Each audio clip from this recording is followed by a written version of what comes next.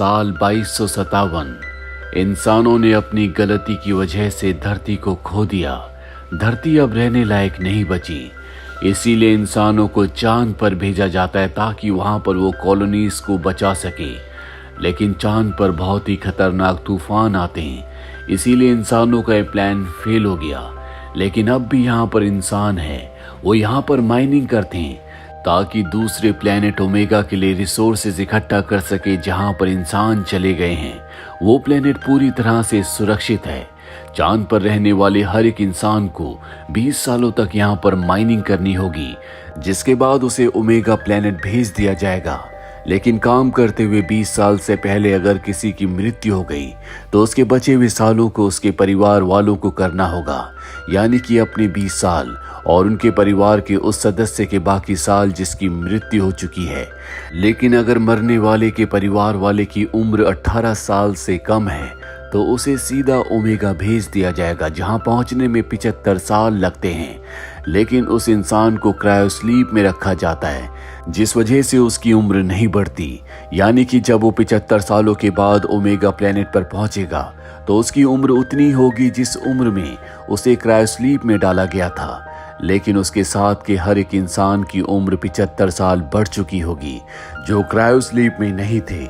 यहाँ चांद पर रहने वाला हर एक इंसान बहुत ऊब चुका है, क्योंकि यहाँ की जिंदगी में कोई इंटरटेनमेंट नहीं है। ये सब के सब बंकर्स में रहकर बोर हो चुके हैं। साथ ही यहाँ पर एक अफवाह है कि चांद से कोई चमकदार चीज टकराई है, जिससे एक बहुत बड़ा गड्ढा हो गया, लेकिन उसके आसपास जाने की परमिशन किसी को नहीं है। यहीं पर हमें कैलिब नाम के एक बच्चे को दिखाया जाता है, जिसके पिता की कुछ वक्त पहले माइनिंग करते हुए मृत्यु हो गई। उसकी मॉम भी इस दुनिया में नहीं है और अब कैलिब अकेला बचा है। उसकी उम्र 18 साल से कम है, इसीलिए रूल्स के मुताबिक उसे यहाँ से ओमेगा प्लेनेट भेजने की तैयारी की जा रही है। लेकिन कैलिब नहीं जाना चाहता, क्योंकि यहाँ पर उसके दोस्त हैं। वो अपने दोस्तों के साथ रहना चाहता है। वहीं कैलिब अपने दोस्तों के साथ एक रोवर चुराने की कोशिश करता है ताकि वो यहाँ से बाहर जा सकें। लेकिन तभी इनकी गलती की वजह से अलार्म बज जाता है, जिस वजह से रोवर चुराने में कामयाब नहीं हो पाते। यहाँ कैलिब के हाथ में एक कैप्सूल होता है जो उसे एक आदमी ने दिया था, जो उसके पिता की राख में उसे मिला था। उसके पिता ने उसे बताया था कि यहाँ से दूसरी तरफ, यानी कि चांद के उस हिस्से में जहाँ पर किसी का भी जाना अलाउड नहीं है, एक चीज टकराई है। तुम्हें वहां जाकर देखना चाहिए। और अब कैलिब वहां पर जाना चाहता है। कैलिब को एक ऑफिसर अपने पास बुलाती है और बताती है कि कल से मीटियोर शावर शुरू होने वाला है, और जैसे ही वो शावर खत्म होगा तुम्हें यहाँ से ओमेगा के लिए रवाना कर दिया जाएगा। ओमेगा एक ऐसा प्लेनेट है जहां पर इंसान खुश है, लेकिन कैलिब की खुशियां उसके दोस्तों के साथ है। कैलिब हमेशा अपने पिता के साथ टावर के ऊपर जाया करता था। उसके पिता उसे कहा करते थे कि तुम्हें कभी किसी चीज से नहीं डरना। एक बार फिर से कैलिब टावर के ऊपर जाता है, जहां पर उसके दोस्त भी उसके साथ आते हैं। कैलिब का एक दोस्त होता है जिसका नाम डेलन है। डेलन को पता होता है कि कैलिब के पिता हमेशा चाहते थे कि कैलिब चांद के उस हिस्से में जाए जहां पर वो चमकदार चीज टकराई है। वो कहता है कि तुम 3 दिनों में यहाँ से जाने वाले हो, हमें तुम्हारे पिता की इच्छा को पूरा करना चाहिए। और अब ये मैप में उस हिस्से को देखते हैं जहां पर इन्हें जाना है। लेकिन यहाँ से बाहर निकलना इतना आसान नहीं है, क्योंकि दरवाजों को खोलने के लिए इन्हें कोड की जरूरत है, साथ ही बहुत सारे सामान की और रोवर की भी, जिसे चुराने में कामयाब नहीं हो पाए थे। ये वो सारा सामान इकट्ठा कर लेते हैं जो इन्हें बाहर सरवाइव करने में मदद करेगा। लेकिन सबसे मुश्किल है उस कोड को प्राप्त करना जिससे दरवाजे खुलते हैं। डेलन कहता है कि एडिसन इसमें हमारी मदद कर सकती है। उसके पिता एक वैज्ञानिक है, कुछ ही वक्त पहले वो पृथ्वी से यहाँ पर आई है। वो एडिसन से मिलता है। एडिसन उसकी मदद करने से मना कर देती है। उसे डेलन सब कुछ बताता है कि किस तरह से उनका दोस्त कैलिब हमेशा के लिए यहाँ से ओमेगा जा रहा है, और उसके पिता चाहते थे कि वो उस हिस्से में जरूर जाए जहाँ पर वो चमकदार चीज टकराई थी। इसीलिए हम सब उसके पिता की आखिरी इच्छा को पूरा करने के लिए उस जगह पर जाना चाहते हैं, जिसके लिए हमें दरवाजों के कोड की जरूरत है। एडिसन कहती है कि ठीक है, मैं तुम्हारी मदद करूंगी, लेकिन मैं भी तुम्हारे साथ जाऊंगी। ये उसकी बात मान जाते हैं और अब सबसे पहले ये रोवर के पास जाते हैं क्योंकि बाहर जाने के लिए इन्हें रोवर की जरूरत है। ये रोवर के अलार्म को डिस्कनेक्ट करके उस पर अपना कब्जा कर लेते हैं और अब एडिसन की मदद से दरवाजे भी खुल जाते हैं। डेलन ड्राइविंग करता है क्योंकि इनमें से सिर्फ वही एक है जिसे ड्राइव करना आता है और आज ये अपनी जिंदगी में पहली बार उस माइनिंग वाले एरिया से बाहर निकले हैं। पहली बार इन्होंने चांद की सतह को देखा है। ये बाहर आकर बहुत खुश हैं, लेकिन इन्हें तूफान के आने से पहले वापस आना होगा। जल्दी मिटियोर शावर यानी कि मिटियोर का जो तूफान है वो शुरू हो जाएगा और जब भी मिटियोर शावर शुरू होता है तो पूरे के पूरे बेस में यानी कि माइनिंग वाले एरिया को लॉकडाउन कर दिया जाता है। यहाँ पर जो एडिसन है वो एक वैज्ञानिक की बेटी है, इसीलिए उसे चांद की हकीकत नहीं पता। वो कहती है कि 20 सालों तक यहाँ पर काम करने के बाद हम भी ओमेगा जाएंगे। डेलन कहता है कि ये इतना आसान नहीं है। माइनिंग करना बहुत ही रिस्की काम है जिसमें लोगों की मृत्यु हो जाती है और अगर किसी की मृत्यु हो जाती है तो उसके बचे हुए साल उसके परिवार वाले के सदस्य को पूरे करने होंगे, यानी कि अपने 20 सालों के अलावा अपने परिवार के उस सदस्य के सालों को भी पूरा करना होगा जिसकी मृत्यु हो चुकी है। ये एक तरह का ट्रैप है जहां से निकलना बहुत ही मुश्किल है। ये सब बातें सुनकर एडिसन हैरान हो जाती है और अब ये तय करते हैं कि सब के सभी रोवर से बाहर निकलेंगे, जिसके लिए इन सबको अपने सूट पहनने पड़ते हैं। यहाँ पर एडिसन का सूट सबसे एडवांस होता है। चांद की सतह पर आने के बाद ये ऊंची ऊंची जंप करते हैं क्योंकि यहाँ पर ग्रेविटी बहुत कम है। ये सब बहुत एंजॉय कर रहे होते हैं। हालांकि एडिसन इन्हें ऐसा करने से मना करती है, लेकिन ये एडिसन की बात नहीं मानते। एडिसन यहाँ से अर्थ को देखती है जो कि इन सब का घर है। एडिसन को अर्थ पर बिताए हुए अपने पल याद है, इसीलिए वो बहुत ज्यादा इमोशनल हो जाती है। वहीं कैलिब, डेलन और उसके जो साथी होते हैं वो ऑक्सीजन सिलेंडर की मदद से ऊंचा ऊंचा हवा में जंप कर रहे होते हैं। एडिसन इन सबको ऐसा करने से मना करती है, लेकिन वो उसकी बात नहीं मानते। जो भी हवा में ऑक्सीजन सिलेंडर की मदद से ऊंचा जा रहा होता है उसने अपने आप को रस्सी से बांध दिया होता है, जिस रस्सी का दूसरा सिरा रोवर के साथ बंधा हुआ होता है। और अब इनका एक साथी जो सबसे छोटा होता है, जब वो ऑक्सीजन सिलेंडर की मदद से ऊपर जाता है तो झटका लगने की वजह से रस्सी टूट जाती है और वो अनकंट्रोल्ड हो जाता है, इनसे दूर जाने लगता है। लेकिन ये दूसरे ऑक्सीजन सिलेंडर की मदद से उस तक पहुंचकर उसे वापस ले आते हैं। लेकिन इस खेल में इनकी बहुत सारी ऑक्सीजन वेस्ट हो चुकी है। इनके पास अब इतनी ऑक्सीजन नहीं है कि ये अपनी मंजिल तक पहुंच पाए। तभी कैलिब बताता है कि मेरे एक दोस्त ने मुझे बताया था कि यहाँ पर एक आउटपोस्ट है जहाँ पर हमें ऑक्सीजन मिल सकती है। लेकिन इन्हीं में एक बच्चा होता है जो कहता है कि मेरे भाई ने मुझे बताया था कि वहाँ पर भूत रहते हैं, इसीलिए मैं वहाँ पर नहीं जाऊँगा। लेकिन इनके पास वहाँ पर जाने के अलावा कोई रास्ता नहीं है। जल्दी ये अपने सफ़र पर आगे बढ़ चलते हैं। ये उस आउटपोस्ट पर पहुंच जाते हैं जहां पर अंधेरा होता है और इन्हें एहसास होता है कि अंदर कुछ है। इन्हें कुछ आकृतियां दिख रही होती हैं जिससे सब के सब डर जाते हैं। पर जब ये लाइट जलाते हैं तो इन्हें पता चलता है कि ये असली इंसान नहीं है बल्कि उनके स्टैचूज हैं।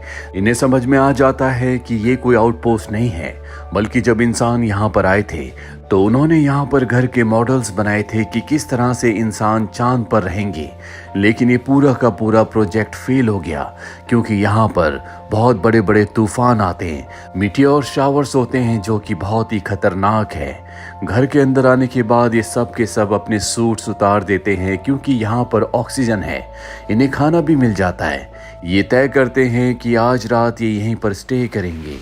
यहाँ बातें करते हुए इन सब को एडिसन बताती है कि जब मैं अर्थ पर थी तो मेरे मॉम डैड का डाइवोर्स हो गया था, जिसके बाद मेरी मॉम मेरे भाई को अपने साथ ओमेगा प्लेनेट ले गई और मैं अपने डैड के साथ यहाँ चांद पर आ गई।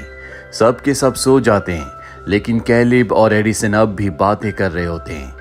कैलिब कहता है कि मेरे डैड मॉम के इस दुनिया से जाने के बाद डेलन ने मुझे सहारा दिया, वही मेरा दोस्त है। हालांकि मैं यहाँ से नहीं जाना चाहता, लेकिन रूल्स के मुताबिक मुझे यहाँ से जाना होगा। जब मैं यहाँ से चला जाऊँ तो तुम डेलन का साथ देना क्योंकि उसका मेरे अलावा इस दुनिया में कोई नहीं है। उसके पिता भी उसे छोड़कर चले गए। एडिसन वादा करती है कि वो हमेशा डेलन का साथ देगी। अगली सुबह एक बार फिर से अपने रोवर से आगे का सफर तय करते हैं, लेकिन जल्दी ये देखते हैं कि इनके रोवर की जो बैटरी है वो पूरी तरह से खत्म हो गई है और मीटियोर के तूफान से पहले इन्हें उस जगह पहुंचना होगा जहां पर वो चमकदार चीज टकराई थी, जिससे एक बहुत बड़ा गड्ढा हो गया था। लेकिन यहाँ से आगे बढ़ने से पहले ये अपने रोवर से इमरजेंसी अलार्म बजा देते हैं ताकि माइनिंग वाले एरिया में सबको पता चल जाए कि इनकी जान खतरे में है और वो इन्हें बचाने के लिए आ जाएं। जल्दी ये उस गड्ढे तक पहुंच जाते हैं जो कि बहुत ही विशाल होता है। ये उसके अंदर जाते हैं जहां पर गलती से एडिसन के हाथ से एक बटन दब जाता है और अगले पल यहाँ पर सब कुछ बदलना शुरू हो जाता है। इन्हें ऐसा लगता है कि ये पृथ्वी पर है, हालांकि ये सच्चाई नहीं होती, ये सिर्फ एक वीडियो विजुअल है। ये इतना रियल होता है कि इन सबको ऐसा लग रहा होता है कि ये सच में पृथ्वी पर है। यहाँ कैलिब देखता है कि एक टाइल के ऊपर एक निशान है और जब वो उस टाइल को हटाता है तो उसके नीचे उसके मॉम डैड की फोटो होती है, साथ ही एक कैप्सूल भी होता है। ये कैप्सूल उसी तरह का कैप्सूल है जैसा कि उसके पास है। वो समझ जाता है कि इस कैप्सूल के अंदर उसकी मॉम की राख है। कैलिब ने पहली बार जिंदगी में अपनी मॉम की फोटो देखी है, इसीलिए बहुत ज्यादा इमोशनल हो जाता है। साथ ही वो अपनी मॉम की राख के साथ अपने पिता की राख रख देता है। उसे ये भी समझ में आ जाता है कि क्यों उसके पिता चाहते थे कि वो यहाँ पर आए। वो बहुत ज्यादा उदास होता है। उसका दोस्त डेलन उसे समझाता है कि तुम्हें उदास नहीं बल्कि खुश होना चाहिए। तुम यहाँ से ओमेगा जा रहे हो। यहाँ पर रहने वाले हर एक इंसान का एक ही सपना है कि एक दिन वो यहाँ से ओमेगा जाएगा। लेकिन कैलिब यहाँ से नहीं जाना चाहता और अब डेलन उसे सच बताता है। वो कहता है कि तुम्हारे पिता की एक्सीडेंट में मृत्यु नहीं हुई बल्कि उन्होंने अपनी जान दी है ताकि तुम्हें यहाँ से ओमेगा भेज दिया जाए जहाँ पर तुम एक अच्छी बेहतर जिंदगी गुजार सको। ये सुनकर वो हैरान हो जाता है। दरअसल कैलिब के अलावा हर एक को ये बात पता थी और तभी इनके एक दोस्त की तबीयत खराब हो जाती है। ये उसे लेकर जल्द से जल्द अपने रोवर तक पहुंचना चाहते हैं, लेकिन इससे पहले कि ये अपने रोवर तक पहुंचते मीटियोर शावर यानी कि मीटियोर का जो तूफान होता है वो शुरू हो जाता है। ये उन गिरते हुए मीटियोर से बचने की कोशिश कर रहे होते हैं क्योंकि अगर मीटियोर से घायल हो गए तो इनकी जान चली जाएगी। ये सब के सब इधर उधर भागना शुरू कर देते हैं और इसी बीच इनकी जो दोस्त एडिसन होती है वो इनसे अलग हो जाती है। लेकिन डेलन और कैलिब उसे ढूंढने जाते हैं। जल्दी एडिसन इन्हें मिल जाती है जिसे ये अंदर ले आते हैं, लेकिन डेलन का जो हेलमेट का फ्रंट ग्लास होता है वो क्रैक हो जाता है जिस वजह से वो बेहोश हो रहा होता है। ये उसके हेलमेट को रिपेयर करते हैं, लेकिन मीटियोर शावर की वजह से इनका जो रोवर होता है उसका ग्लास भी टूट जाता है। इसीलिए इन सबको हेलमेट पहन कर रखना पड़ता है और अब धीरे धीरे इनकी ऑक्सीजन खत्म हो रही है। इन सब को समझ में आ चुका है कि ये इनकी जिंदगी के आखिरी पल हैं। ये इस बात से खुश होते हैं कि जिंदगी के आखिरी पलों में ये एक दूसरे के साथ हैं और धीरे धीरे सब के सब बेहोश हो जाते हैं। कुछ वक्त के बाद कैलिब को होश आता है। उसे पता चलता है कि अब वो चांद पर नहीं बल्कि ओमेगा पर है, यानी कि उसे 75 साल हो चुके हैं। 75 सालों से वो सफर कर रहा था। कैलिब अब भी अपने दोस्तों से बहुत प्यार करता है, वो उनके बारे में जानना चाहता है। जिसके बाद एक नर्स उसके पास आती है और उसे एक डिवाइस देती है जिसमें उसके दोस्तों के मैसेजेस हैं। उन मैसेजेस को सुनने के बाद उसे पता चलता है कि उसके एक दोस्त ने अपनी बेसबॉल की टीम बनाई है जैसा कि वो हमेशा चाहता था। वहीं एडिसन ने स्ट्राइक की ताकि वहां पर रहने वाले माइनर्स की जिंदगी को बेहतर किया जा सके। साथ ही उसने डेलन से शादी की।